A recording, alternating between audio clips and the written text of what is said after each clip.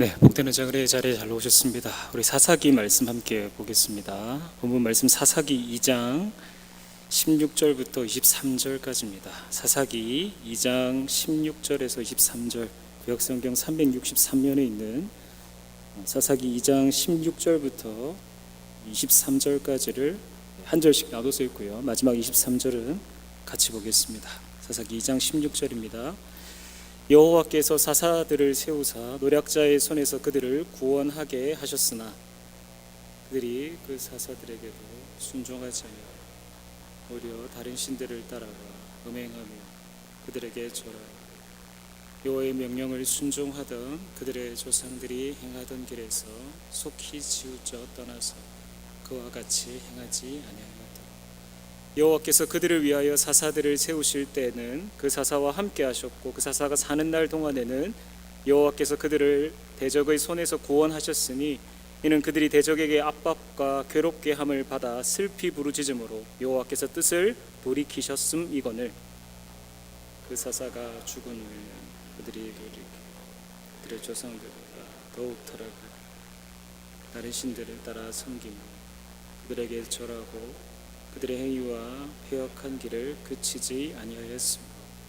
여호와께서 이스라엘에게 진노하여 이르시되 이 백성이 내가 그들의 조상들에게 명령한 언약을 어기고 나의 목소리를 순종하지 아니하였은즉 나도 여호수아가 죽을 때 남겨둔 이방 민족들을 그들 앞에서 하나도 쫓아내지 아니하리. 이는 이스라엘이 그들의 조상들이 지킨 것 같이 나 여호와의 도를 지켜 행하나 아니하나 그들을 시험하려 함이라 하시니라. 여호와께서 그 이방 민족들을 머물러 두사 그들을 속히 쫓아내지 아니하셨으며 여호수아의 손에 넘겨주지 아니하셨더라. 아멘. 네, 복된 자리 잘 오셨습니다. 하나님께서 인도하시고 또 걸음을 주장하신 만큼 각자에게 필요한 말씀으로 공급하시고 또 새 힘을 주실 줄 믿습니다. 되게 영화나 드라마 가운데 여러분들은 수사물 혹은 형사물이라고도 하나요? 어떤 사건 자체의 어떤 추리나 또 조사하는 그런 과정들을 중점으로 둔 그런 장르들을 보면 이 범죄를 풀어나갈 어떤 하나의 단서를 찾고자 하는 형사와 그 맞은편에 앉아서 그 집요한 형사의 추궁에도 아랑곳하지 않고 궁색한 변명으로 빠져나갈 궁리만 모색하는 이 범죄자와 형사 간의 수사관 간의 이 대치 국면이 아주 흥미롭게 수사물 가운데 펼쳐지고는 합니다. 자신이 저지른 일에 대한 증거들 또 증인들이 하나둘 나타남에도 그 용의자는 자신을 두둔하면서 납득할 수 없는 변명으로 책임을 회피하려 하거나 반성의 기미조차 전혀 보이지 않는 그런 모습에 시청자로서 또 한 사람의 관객으로서 이 분통이 터질 때가 있지 않습니까? 변명 혹은 변명하다라고 하는 excuse라는 이 단어는 기본적으로 벗어나다 혹은 어떤 빠져나오다라는 의미에서 출발을 합니다. 그 원인에서 벗어나다, 책임에서 빠져나온다. 그 문제의 핵심으로부터 나는 밖에 있다, 외부에 있다 이런 뜻이겠죠. 한마디로 나는 그 일과는 아무런 상관이 없습니다.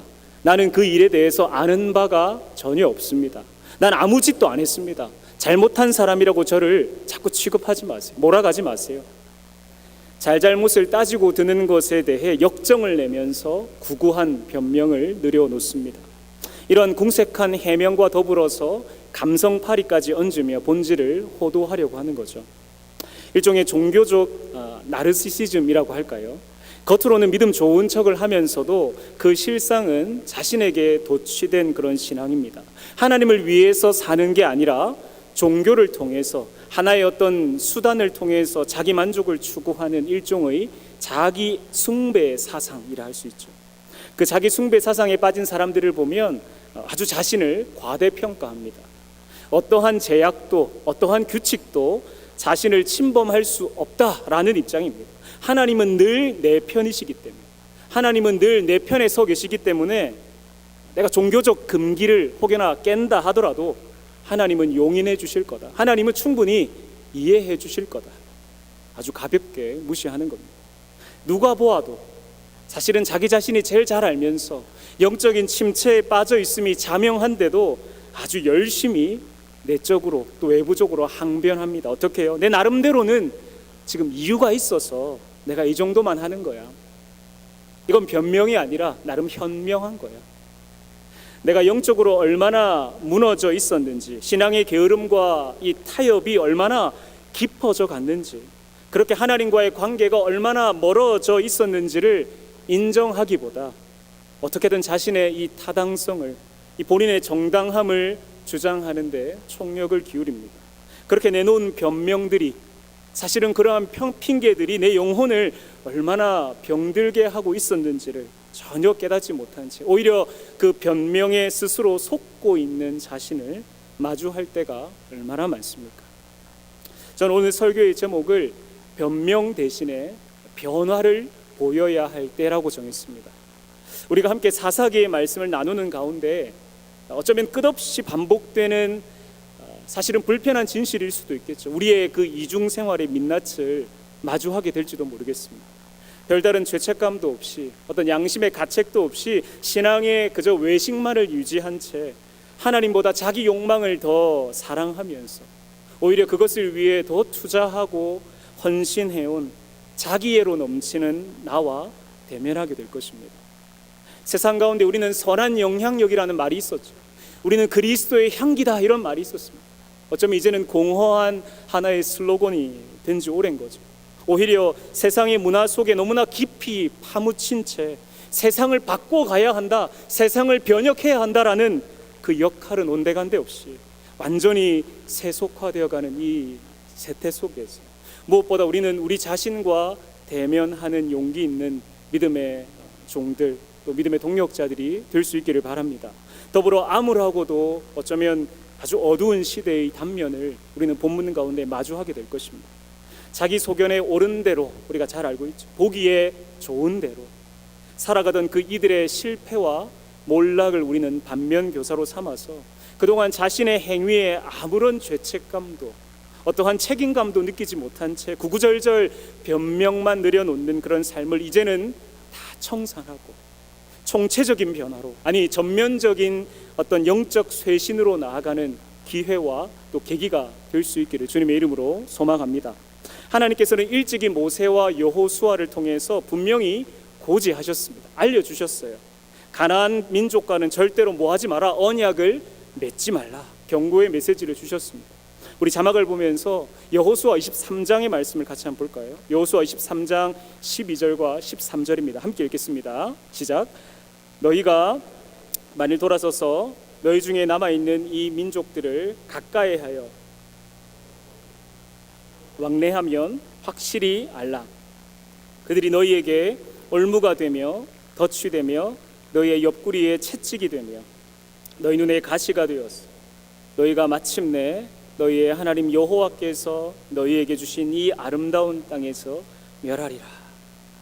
너희 중에 남아있는 이 민족이 누구겠습니까? 이스라엘 백성이 확실하게 내쫓지 못했다가, 아니 내쫓지 않았다가 결국 하나님께서 남겨두신 그 가나안 이방 민족을 뜻합니다. 그들과 가까이 하면서, 아니 혼인하면서 왕래하다가는 어떻게 된다라고 경고하셨습니까? 이미 들어가기 전에, 가나안에 입성하기도 전에 하나님 이미 말씀하셨어요. 덫이 될 거다, 올무가 될 거야, 옆구리에 채찍이 될 거야, 눈에 가시가 되어서 너희를 압박하고 괴롭게 할 거야, 너희를 짓누를 거야. 그리고 끝내 그 아름다운 땅에서, 그 적과 꿀이 흐르는 그 가나안에서 전혀 아름답지 못한 결말을 초래하게 될 거라고 엄중 경고하셨습니다. 명령을 끝까지 준수하겠다고 했던 그 굳은 결단의 상실과 순종의 실종과 세상과의 이 미묘한 타협, 그 타협은 끝내 걷잡을 수 없는 추락의 가속을 보여줍니다.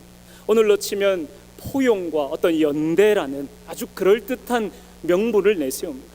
그러면서 가나안 사람들과 교류하기 시작했던 이스라엘에게 줄줄이 쌓여만 가는 그 청구서들은 아마도 그들을 난처하게 만들었을 겁니다. 더 이상 박하게 굴 수도 없어요. 이미 너무 가까워졌어요. 이방 민족들과의 이 위험한 동거는 하나님 앞에서의 명령 불복종이자 지시 불이행의 단초가 되었습니다. 신명기 7장 2절에서 3절도 이렇게 기록합니다. 제가 읽겠습니다. 그때 너는 그들을 진멸할 것이라. 그들과 어떤 언약도 하지 말 것이요 그들을 불쌍히도 여기지 말 것이며 또 그들과 혼인하지도 말지니. 여호와 하나님만을 섬겨야 하는 이스라엘 자손이 가나안 사람들과 교류하면서 그들과 언약을 맺는다. 이게 무엇입니까?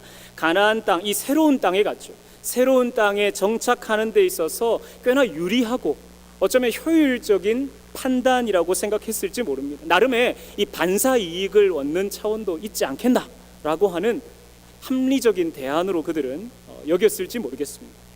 아마도 그들은 하나님을 설득하겠다면서 이렇게 항변했겠죠. 낯선 환경에 잘 적응하기 위한 이건 하나의 처세술이라고요. 처세술. 이건 일종의 전략입니다. 생존을 위한 지혜예요. 하나님. 우리도 어떻습니까? 시대가 변해갑니다. 요즘에 경향이 좀 이렇게 흘러갑니다. 유행이니 트렌드니 세상 풍조를 쫓아가면서 뻔뻔스럽게 이걸 우리는 재상황화하는 거예요. 다시 한번 변화하는 세상에 맞추어서 나 자신을 바꾸고 적응하는 그런 지혜로운 삶의 단면이다. 이렇게 우리는 주장합니다. 포용과 개방, 관용을 베풀고 함께 연대하는 것, 이게 요즘 대세다. 이런 거. 가나안의 이방신을 섬기는 거는 우리가 메인 음식을 시켜놓고요 식당에서 사이드 메뉴로 그냥 조금씩 추가한 정도다. 그냥 짜투리에 지나지 않습니다라면서 그렇게 너무 매몰차게만 보지 마시고 좀 세상을 넓게 보라고 유연한 사고를 할 수 있어야 합니다. 자신들의 이 배반 행위에 정당성을 그렇게 부여합니다. 하지만 하나님은 우리가 새로운 환경에 적응하려는 노력의 일환으로 하나님을 버리는 것을, 그러한 타협을 단 한 번도 용인하신 바가 없습니다. 언약을 맺는다, 이 언약을 맺는다라는 건 다 쫓아내라, 그들을 진멸해라, 불쌍히도 여기지 마라, 엄중 경고하신 하나님의 말씀과는 정반대의 행위입니다. 서로 간에 전쟁을 치르지 않겠다라고 하는 선언이면서요 서로가 서로에게 책임을 져주겠다라고 하는 약속입니다. 단순히 언약을 맺어서 그냥 전쟁을 피하자, 목숨을 부지하자라는 게 아니고요 가나안 민족의 그 가치관과 그들의 삶의 방식들을 다 습득하는 거예요. 그들의 종교, 문화, 그들의 사상 자연스럽게 받아들이는 계기를 누가 자초했습니까? 하나님이 택한 이스라엘이 스스로 그것을 만들었던 거예요.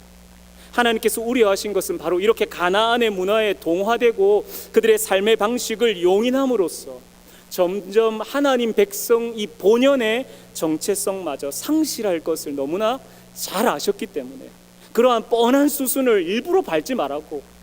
그건 너희에게 유익함을 주는 게 아니다. 그건 즐거움의 대상이 아니야.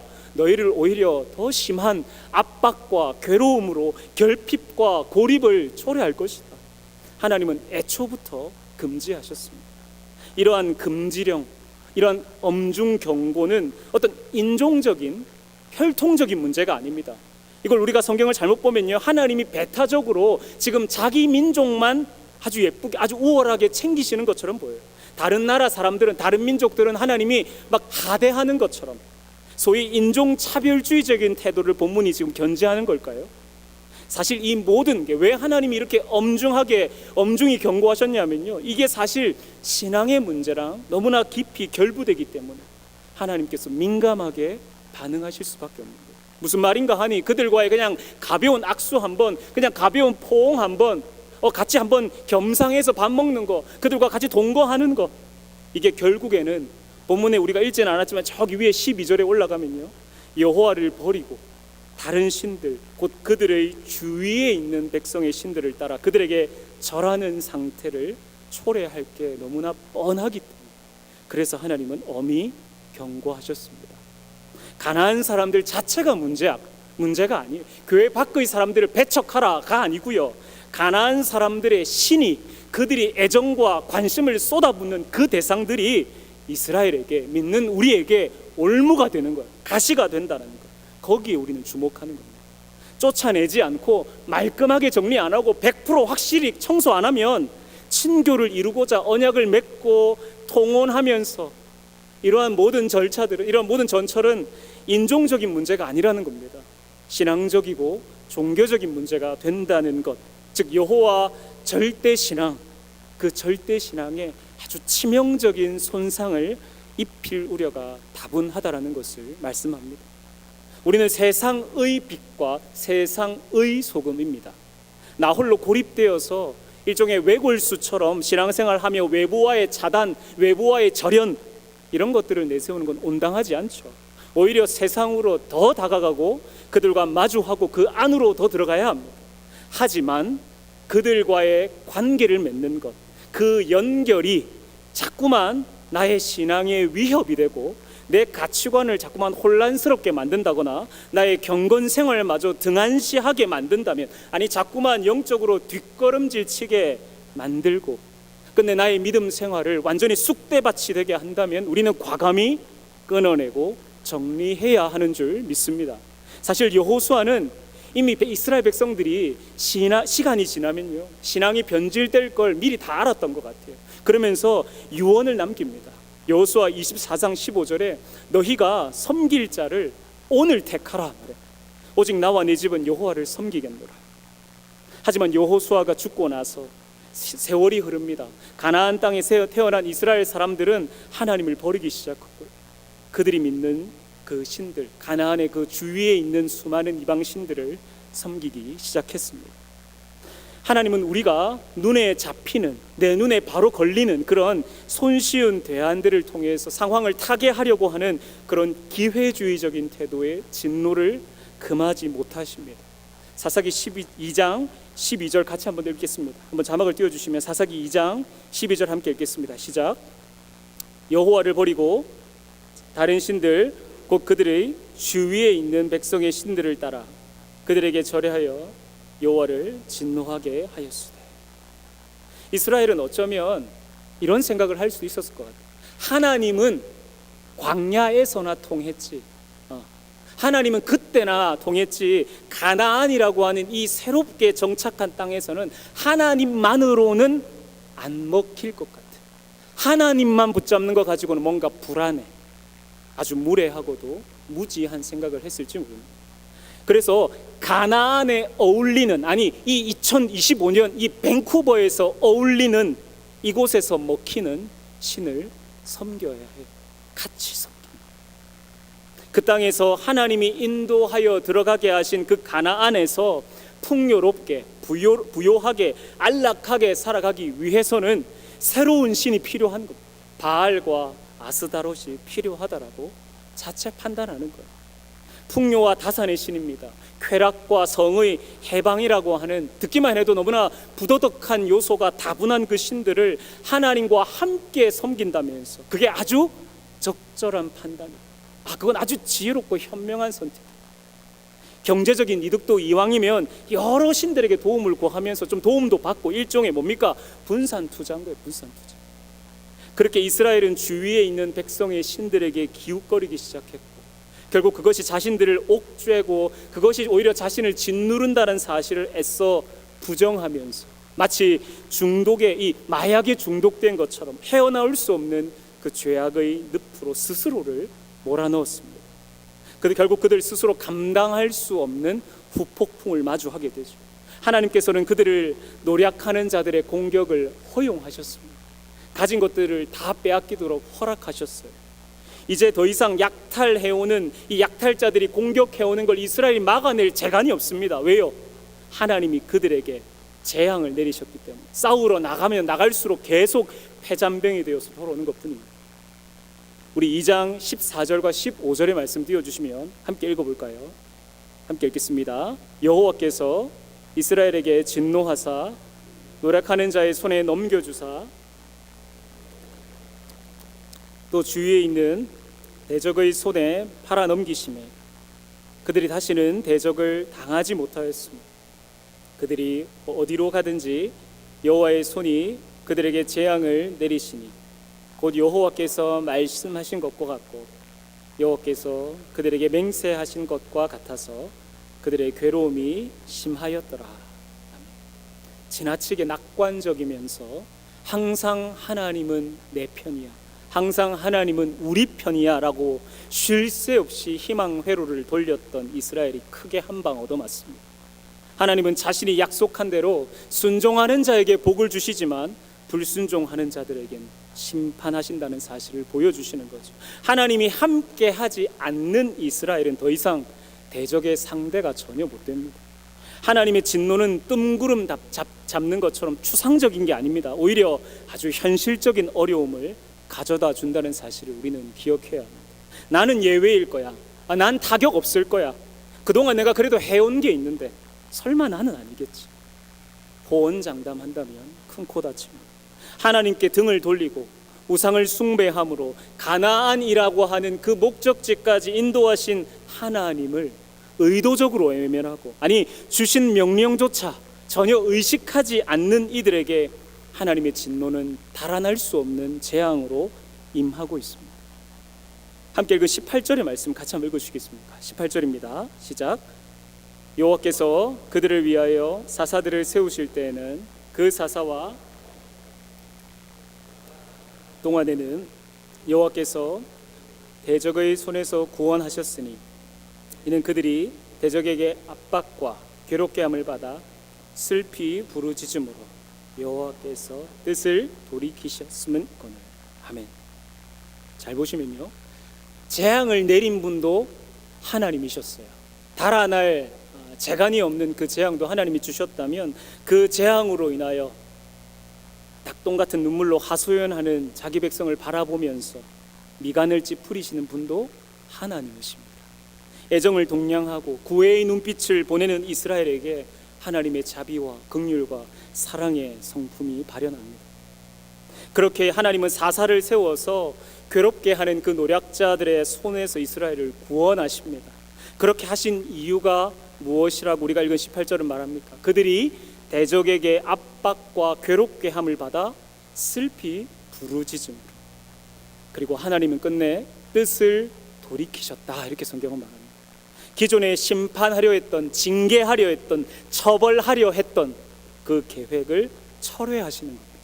엄밀하게 말해서 그들이 슬피 부르짖었다, 이런 고백은 고통에 대한 탄식이지 그냥 절절한 어떤 눈물의 회개, 통렬한 자기 반성, 그런 것들은 아니었습니다. 그렇다면 이스라엘이 왜 구원받을 수 있었는가? 단 한 가지 이유겠죠. 하나님, 즉 자기 백성을 향한 하나님의 자비와 긍휼과 사랑 때문이었습니다. 이를 볼 때 하나님의 구원은요, 회개의 대가가 아니라는 거예요. 하나님의 그저 전적인 은혜임을 우리는 확인하게 됩니다. 그런데 주목할 점은 이 18절의 뜻을 돌이키셨다, 뜻을 돌이키셨음 이거늘이라는 표현에서 이 히브리어 나함이라는 단어가 나오는데, 이 히브리어 나함은 이 뉘우치다, 후회하다, 회개하다라고 번역할 수 있습니다. 이를 볼 때 지금 회개에 좀 근접한, 회개에 가까운 행동을 한 것이 누굽니까? 이스라엘이 아니죠. 슬피 부르짖는 건 그냥 고통에 대한 탄식이고요, 실제로는 하나님이 회개하신 것만 같은 그런 느낌. 물론 하나님이 회개하셨다 이런 표현은 부적절합니다. 그럼에도 진정성 있는 회개에 부합하는 행동을 한 것은 이스라엘이 아니라 하나님이셨다라는 사실에 우리는 놀라움을 금할 수 없습니다. 그렇다면 우리에게 요구되는 것이 무엇입니까? 그동안 변명만 내세우면서 어떻게든 책임 회피로 상황을 모면하려 했던 우리 잘못에 대한, 나 자신의 그 잘못에 대한 수치심과, 그로 인하여서 여호와의 낯을 감히 볼 수도 없다라는, 그래서 어쩔 줄 몰라 발만 동동 굴리면서 처절하고도 그 절박한 심정이 우리에게는 필요합니다. 저는 주님이 아니면 안 됩니다. 하나님이 아니면 못합니다. 하나님은 여전히 우리의 상한 심령을 기대하십니다. 분명 자신의 쾌락과 자신의 방종으로 인해 죄에 빠졌고요, 그건 자기를 자유롭게 하는 게 아니라 모든 자유를 앗아간다라는 것을 뒤늦게 깨닫고는 그 심한 압박과 괴로움에 허덕일 때, 그럼에도 불구하고 주님 앞에 나와 슬피 부르짖는 그 여호와께 나와 통곡하고 절규하는 그 소리에 반응하시는 하나님을 기억하시기 바랍니다. 성도 여러분, 변명이 변화로 이끄는 회개, 이러한 전면적인 쇄신은 무엇보다 죄에서 돌이켜서 하나님을 섬기는 것이 우선되어야 합니다. 온전한 회개로의 모형은 등지고 떠났던 여호와 하나님의 곁으로 다시 돌아오는 것부터 시작됩니다. 13절의 말씀을 근거로 보면 바알과 아스다롯을 버리고 여호와를 섬기는 가장 기초적인 작업부터 진행되어야 하는 것입니다. 하지만 안타깝게도 온몸을 이 옥죄었던 공포의 사슬이 다 풀리자마자 이스라엘 백성들은 감사와 찬양의 고백이 아니고 어제의 쾌락을 떠올리면서 현재의 굴욕을 전혀 문제가 아닌 것처럼 또다시 자신들을 속이기 시작합니다. 언제 고통받았었는지, 뭐 때문에 지금 그동안 괴로움을 당했는지를 다 잊어버린 채 원래 있던 자리로 돌아가 버립니다. 17절에 보면 여호와의 명령을 순종하던 길에서 속히 치우쳐 떠났습니다. 19절에 더욱 타락하여 다른 신들을 따라 섬깁니다. 속히 치우쳐 떠나 더욱 타락해가는 모습들. 이러한 이스라엘의 지속적인 배신과 이 죄에 대한 염증을 느끼신 하나님은 아주 극단적인 처방을 내리십니다. 21절과 23절에서 반복해서 언급하기를 남겨둔 이방 민족들, 또 그 이방 민족들을 머물러 두사, 이렇게 되어 있죠. 여기에 우리는 의구심이 들 수 있습니다. 지금 이스라엘로 하여금 검은 유혹에 빠져서 영원히 회복 불가능한 상태로 하나님이 지금 내몰고 계시는 겁니까? 하지만 이러한 처방은 고통과 괴로움을 일으키는 그 가해자들과 함께 머물게 하심으로 하나님 앞에서 그동안의 자신들의 과오를 온 마음으로 회개하고 돌이키기를 원하시는 하나님의 의도가 있습니다. 슬피 부르짖는 그 정도의 수준 말고 온 마음을 다하여서 처절히 회개하는 그 모습. 저들이 왜 우리와 함께 있는 겁니까? 왜 우리는 저들에게서 끝없는 유혹을 받는 겁니까? 시험 당하면서 이 심한 압박과 괴로움에 왜 우리는 허덕여야 하는 것입니까? 계속해서 자문하는 것입니다. 거기에 더해서 22절을 보면 이렇게 기록합니다. 22절의 말씀에 이는 이스라엘이 그들의 조상들이 지킨 것 같이 나 여호와의 도를 지켜 행하나 아니하나 그들을 시험하려 함이라 하신다. 가나안 사람들, 하나님이 분명 다 내쫓아야 한다, 정리해라, 신신당부했던 그 이방 민족이 이스라엘의 충성심을 시험하는 도구가 될 것을 알리십니다. 분명 이스라엘의 신분과 정체성, 그들의 존재됨을 위협할 정도로 그 위험한 인물과의 이 동거가 드디어 그들은 시작됩니다. 물론 그렇다고 해서 하나님께서 이스라엘로 하여금 죄악을 행하도록 방임하거나 방치하시는 게 아닙니다. 여기서 우리가 발견되는 것은 이러한 심판을 통하여서 하나님은 새로운 기회를 또 한 번 제공하신다는 거죠.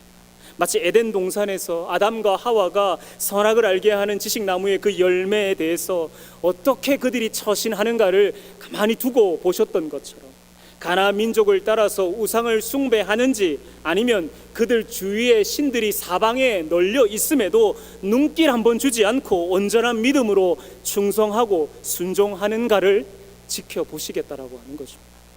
온실 속에 화초처럼 두시지 않는 거예요. 척박한 환경으로 끝없이 몰아넣는 이유는 더 나아가 우리로 하여금 끝없는 전쟁과 이 기근과 살상, 또 폭력과 억압과 빈곤을 비롯해 수많은 범죄와 타락과 부패, 쾌락과 중독, 온갖 범죄들, 이러한 모든 악함에 우리를 노출되게 하시는 것, 그 모든 죄의 요소들을 근절하지 않고 그 한가운데 우리도 함께 남겨두셔서 살아가게 하시는 것, 그 궁극적인 목적이 뭡니까? 그 속에서도, 그러한 환경에서도 불구하고 하나님을 향하여 두 손을 높이 들고 온 마음으로 전능자를 신뢰하고 의지하는가를 판단하기를 원하시는, 또 이를 통하여 우리를 연단하시고 성장하게 하시는 하나님의 아버지의 그 마음을 깨닫는 우리 모두가 될 수 있기를 소망합니다.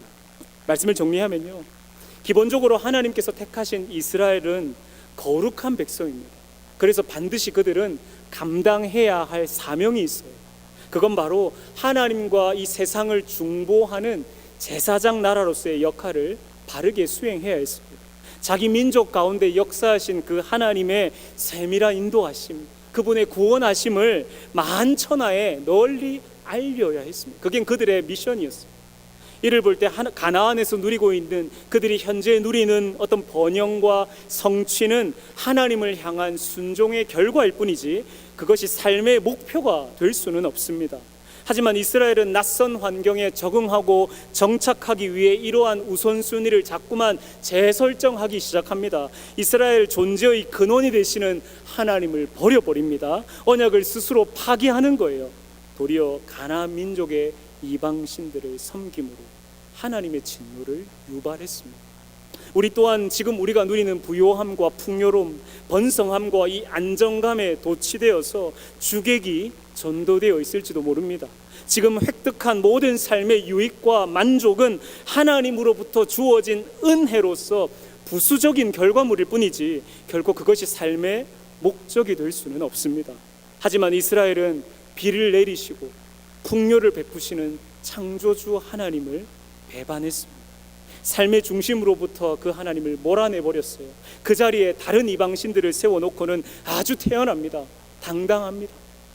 일종의 분산 투자하듯이 생존하기 위한 비법이라고 탁월한 전략이라면서 하나님과 다른 신들을 겸하여 섬길 수 있다 주장하는 거예요.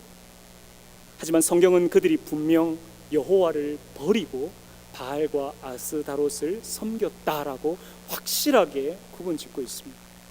막 열성적이지는 못해요. 열심히지는 못해요. 그래도 나름의 신앙심은 잘 지켜왔다라고 자부하지만 어느 순간 나도 모르게, 자기 자신도 모르게 가나안이라고 하는 이 물감으로 채색된 자신의 모습에 뒤늦은 수치심과 부끄러움을 느낄 수밖에 없는 것입니다.